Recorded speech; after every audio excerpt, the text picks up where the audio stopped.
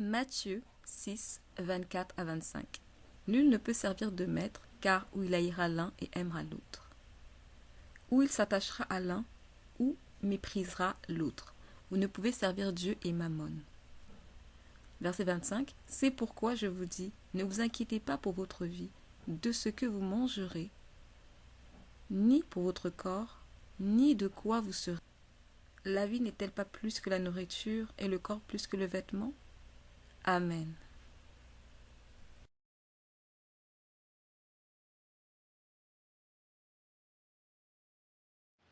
Alléluia, gloire soit rendue à l'Éternel. Donc, par la grâce de Dieu, nous poursuivons l'étude de la foi dans le texte de base est Hébreux 10, 38.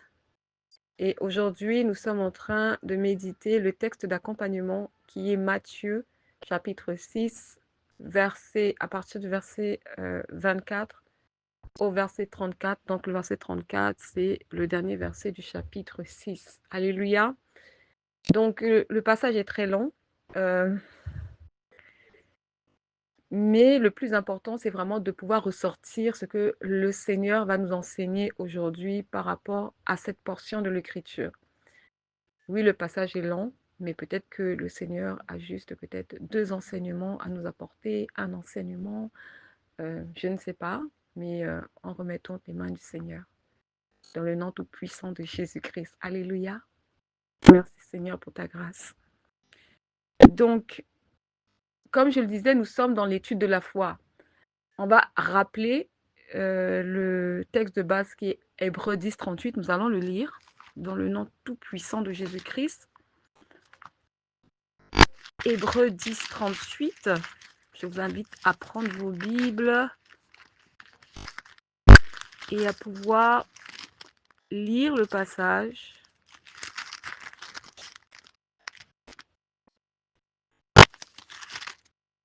Hébreux 10, 38. Je lis dans le nom tout-puissant de Jésus-Christ. Et mon juste vivra par la foi.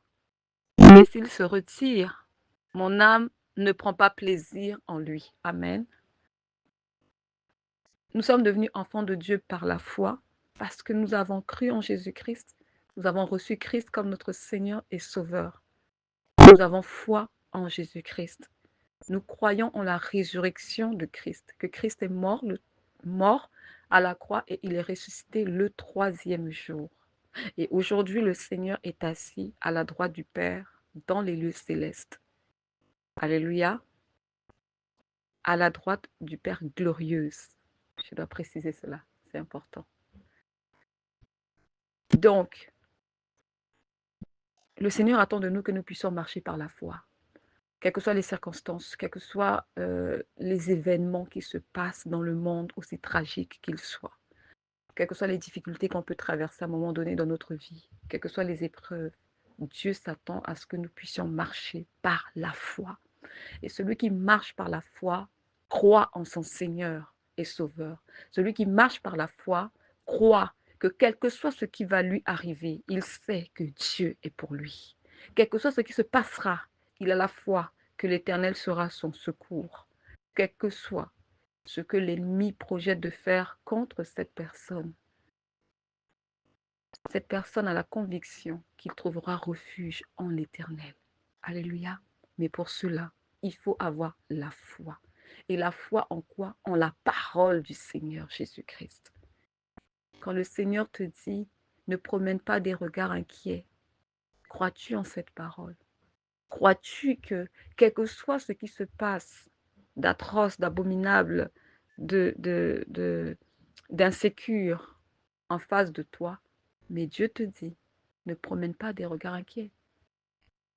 Si on annonce dans ton pays qu'il y a la crise économique, si on annonce dans ton pays qu'il y a une récession économique, qu'aujourd'hui, l'État n'est plus vraiment capable de fournir des emplois, et par rapport à cette annonce, beaucoup paniquent, beaucoup perdent espoir, beaucoup décident même de quitter le pays, voyager, aller ailleurs pour trouver une vie meilleure. Mais à toi, le Seigneur te dit, ne promène pas des regards inquiets. Crois-tu en cette parole? Alléluia. As-tu une foi ferme en ton Seigneur Jésus-Christ ou une foi flottante?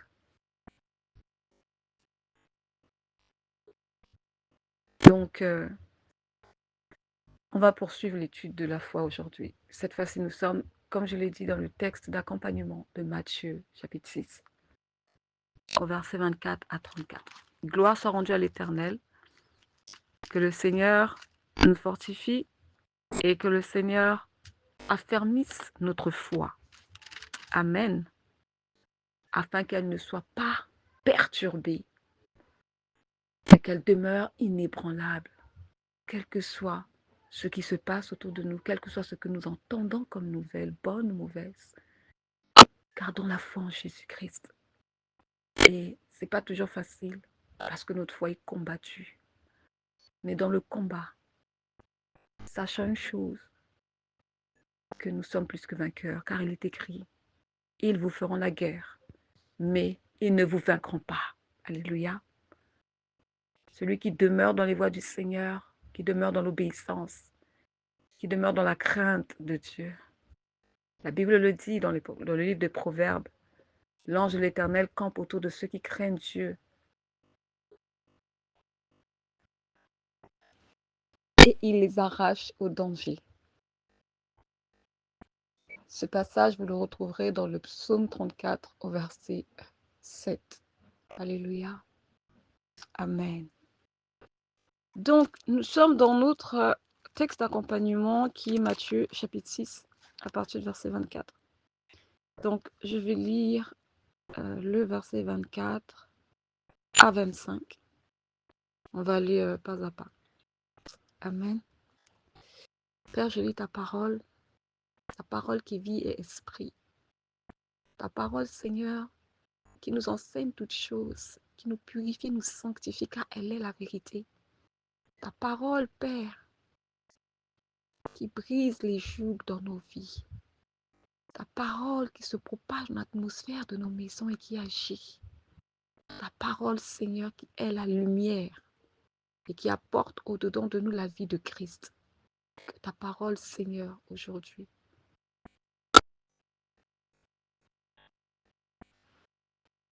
puisse agir en chacun de nous. Que ta parole, Seigneur, puisse porter le fruit au temps convenable en chacune de nous. Que ta parole éternelle nous préserve du mal, nous éloigne de tout chemin, de tout lieu qui n'est pas de toi. Et que ta parole fasse l'effet pour lequel elle a été libérée aujourd'hui dans le nom tout-puissant de Jésus-Christ. Amen. Alors je lis Matthieu 6, verset 24. Nul ne peut servir de maître, car ou il haïra l'un et aimera l'autre, ou il s'attachera à l'un et méprisera l'autre. Vous ne pouvez servir Dieu et maman. C'est pourquoi je vous dis, verset 25, c'est pourquoi je vous dis, ne vous inquiétez pas pour votre vie, de ce que vous mangerez, ni pour votre corps, de quoi vous serez vêtus. La vie n'est-elle pas plus que la nourriture et le corps plus que le vêtement? Amen. Quand j'ai lu ce passage, le Seigneur, en fait, me parle. Enfin, il nous parle à nous, le corps du Christ, à nous qui sommes ses enfants. Et il est en train de nous dire que, en tant qu'enfant de Dieu, on ne peut pas avoir deux maîtres, on ne peut pas servir deux maîtres. Car si je sers deux maîtres, je serai fidèle à l'un et déloyal envers l'autre. De la même manière qu'un homme ne peut pas aimer deux femmes au même degré, au même niveau, ce n'est pas possible. Il ne peut pas partager son cœur en deux. On a un seul cœur. Et le cœur, notre cœur, pardon, c'est le champ dans lequel Dieu travaille. Parce que la parole nous dit que de notre cœur sortent les impudicités, les meurtres, les adultères. Dans notre cœur, il en sort beaucoup de mauvaises choses. Et seul le Saint-Esprit, en régénérant notre intelligence, peut transformer notre cœur. Amen. Donc le cœur aux yeux de Dieu doit être pur. Car la parole nous dit dans Matthieu, oui c'est Matthieu, hein, Matthieu chapitre 5, au verset 8, il est écrit « Heureux ceux qui ont le cœur pur, car ils verront Dieu ». Dans notre cœur devant Dieu doit être un cœur pur, un cœur vrai, un cœur sincère, un cœur transparent, un cœur qui dit la vérité. Donc, si mon cœur est pur, je ne peux pas avoir 2 maîtres. Je ne peux pas servir le monde et servir Dieu. Je ne peux pas aimer l'argent plus que Dieu. Sinon, l'argent devient mon maître et moi son esclave. Et mon cœur doit être pour Dieu, car Dieu est mon créateur. Dieu est celui qui détient mon souffle de vie. Dieu, c'est celui dont la Bible déclare que la terre et tout ce qu'elle renferme lui appartiennent, car il a créé les cieux et la terre. L'apôtre Pierre a dit à Christ, « À qui irions-nous? Car tu as les paroles de la vie. Dieu a tout. Dieu est celui qui m'a créé. » En un claquement de doigts, en une seconde, en un rien de temps, le Seigneur peut reprendre ma vie. Et personne ne discutera. Personne ne s'y opposera parce qu'il est Dieu. Alors si je reconnais que Dieu est Dieu, pourquoi aurais-je de maître? Pourquoi?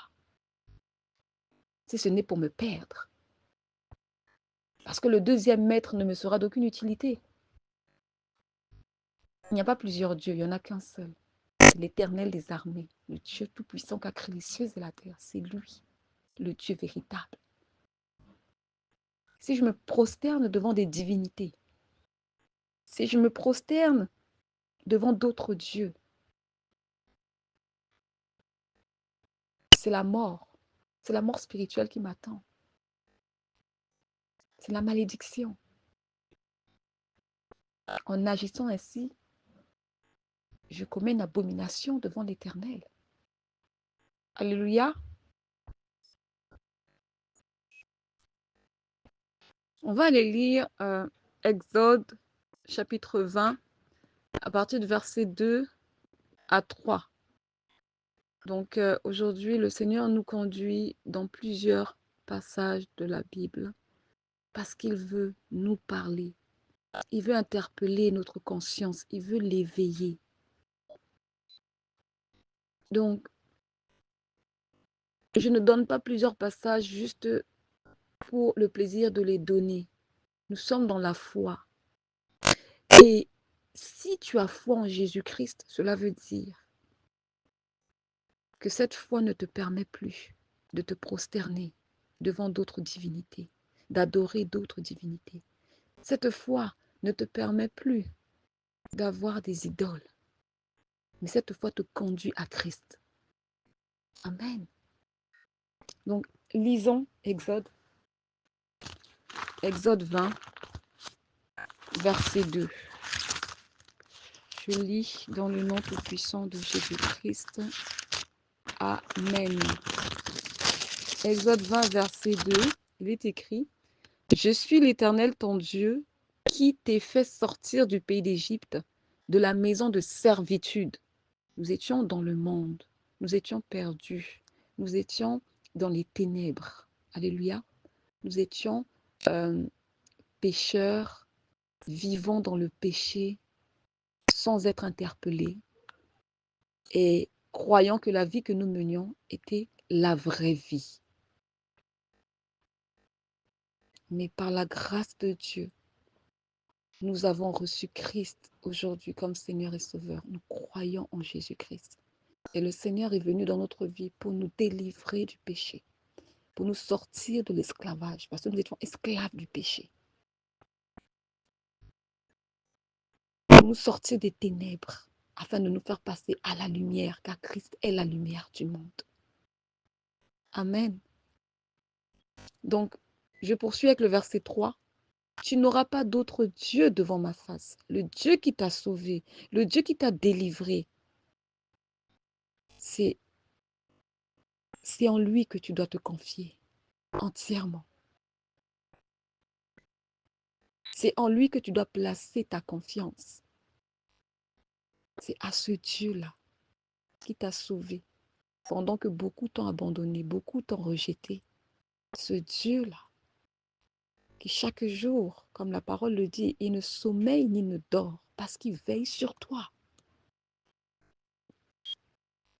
Là où plusieurs personnes ne se sont pas préoccupées de toi ni de moi, Dieu se préoccupe de nous. C'est pourquoi nous ne pouvons pas lui être infidèles. Mais nous devons faire cet effort de lui demeurer fidèle. En quoi faisant? En gardant la foi en Jésus-Christ, en gardant la foi en sa parole et en mettant en pratique sa parole. Amen. Donc oui, la foi, c'est croire en Dieu, mais la foi, c'est reconnaître aussi également qu'il n'y a qu'un seul Dieu. Il n'y en a pas 10 000.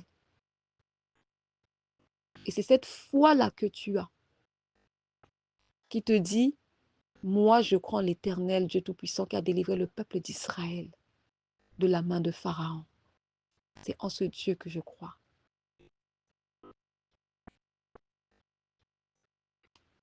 Je poursuis. On va prendre encore un autre passage, cette fois-ci dans le livre de Josué.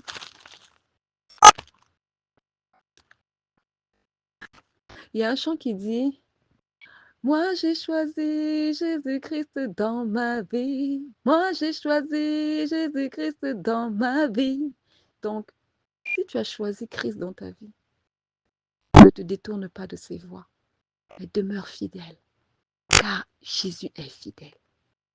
Amen. Allons dans Josué. Josué. Donc nous allons lire Josué chapitre 24 à partir du verset 14 à 15. Je lis dans le nom tout-puissant de Jésus-Christ. Maintenant, craignez l'Éternel. Donc là, c'est Josué qui parle à l'assemblée, aux enfants d'Israël. Maintenant, craignez l'Éternel et servez-le avec intégrité et fidélité. Donc, nous devons être intègres envers le Seigneur et fidèles. Je poursuis. Faites disparaître les dieux qu'ont servi vos pères de l'autre côté du fleuve et en Égypte, et servez l'Éternel. Donc, pour servir l'Éternel, on doit se dépouiller, on doit se débarrasser de tout ce qui ne glorifie pas Dieu, de tout ce qui ne l'honore pas, de toute divinité étrangère qu'ont servi nos aïeux, nos ancêtres. C'est pourquoi on ne peut pas dire « je crois en Jésus-Christ et je crois en mes ancêtres ». Je ne peux pas dire « je crois en Jésus-Christ et je crois encore aux traditions humaines ». Parce que la parole de Christ, en fait, ne s'associe pas à nos traditions, ne s'aligne pas à nos traditions. La parole de Christ est élevée au-dessus des traditions humaines. Elle est élevée au-dessus de la loi terrestre. Alléluia. Tout ce qui touche le divin, tout ce qui touche Dieu est élevé au-dessus de tout. C'est pourquoi toi qui as reçu Christ, sache que tu as tout reçu. Parce que tu as Dieu avec toi. Mais encore faut-il le croire. Encore faut-il le vivre. Encore faut-il l'expérimenter. C'est pourquoi la foi, elle se doit d'être active. La foi, elle n'est pas passive. La foi, elle agit. La foi, elle se proclame par des paroles, par des actions. Alléluia. Je poursuis la lecture. Verset 15. Et si vous ne trouvez pas bon de servir l'Éternel, choisissez aujourd'hui qui vous voulez servir. Ou les dieux que servaient vos pères au-delà du fleuve, ou les dieux des Amoréens dans le pays desquels vous habitez. Amen. Moi et ma maison, nous servirons l'Éternel. Donc Josué ne les force pas à servir l'Éternel. Mais Josué les avertit. si vous décidez aujourd'hui de servir Dieu, alors, il dit ceci, choisissez aujourd'hui qui vous voulez servir. Soit c'est le Dieu Tout-Puissant, le Dieu de gloire, le Dieu d'Abraham, d'Isaac, de Moïse, ou soit vous servez le Dieu de vos pères, les dieux étrangers que vos pères ont servis au-delà du fleuve, les dieux amoréens, dans les pays auxquels vous habitez, dans lesquels vous habitiez. Alléluia. Donc aujourd'hui, ce serait quoi? Aujourd'hui, ce serait soit tu crois en Jésus-Christ, soit tu crois à tes ancêtres. Soit tu crois en Jésus-Christ, soit tu continues à invoquer les esprits des morts. Tu continues à interroger les morts. Soit tu crois en Jésus-Christ, soit tu crois aux médiums, aux voyants, qui peuvent lire à travers les lignes de ta main pour te raconter ton avenir. Soit aujourd'hui tu crois en Jésus-Christ, ou tu crois au jeu du hasard, la loterie. Soit tu places ta foi et ta confiance en Jésus-Christ, ou alors tu places ta foi et ta confiance au système du monde dans lequel nous vivons. Mais Josué a dit au peuple d'Israël, moi et ma maison, nous servirons l'Éternel. Josué a pris la bonne part. Josué a fait le bon choix. Parce qu'il connaît son Dieu. Il a foi en lui. Il a une relation avec son Dieu. Amen. Donc la foi que nous avons en Jésus-Christ s'entretient par notre relation avec Jésus-Christ. Pas juste en disant, j'ai fait l'appel au salut, j'ai cru au Seigneur Jésus-Christ, j'ai reçu Christ comme Seigneur et Sauveur et je me suis fait baptiser. Oui, tu es passé par toutes ces étapes, mais comment vis-tu ta foi au jour d'aujourd'hui? Comment manifestes-tu ta foi au jour d'aujourd'hui? Est-ce que ta foi est flottante, c'est-à-dire j'avance avec des doutes, je recule, je ne sais pas, peut-être que, ça, ce n'est pas la foi. Non, ce n'est pas la foi. La foi, elle est ferme. Elle est ferme. Que ton oui soit oui, que ton non soit non. Tout ce que tu rajoutes vient du diable, comme c'est écrit dans la parole. Alors, pour en revenir au passage, notre verset d'accompagnement qui est Matthieu 6, à partir du verset 24, je relis le verset 24. Dans le nom tout-puissant de Jésus-Christ, qui me dit, nul ne peut servir de maître, car ou il haïra l'un et aimera l'autre, ou il s'attachera à l'un et méprisera l'autre. Vous ne pouvez servir Dieu et maman. Donc je ne peux pas servir le monde et vouloir servir Jésus. C'est pas possible. Ce n'est pas du tout possible. Soit c'est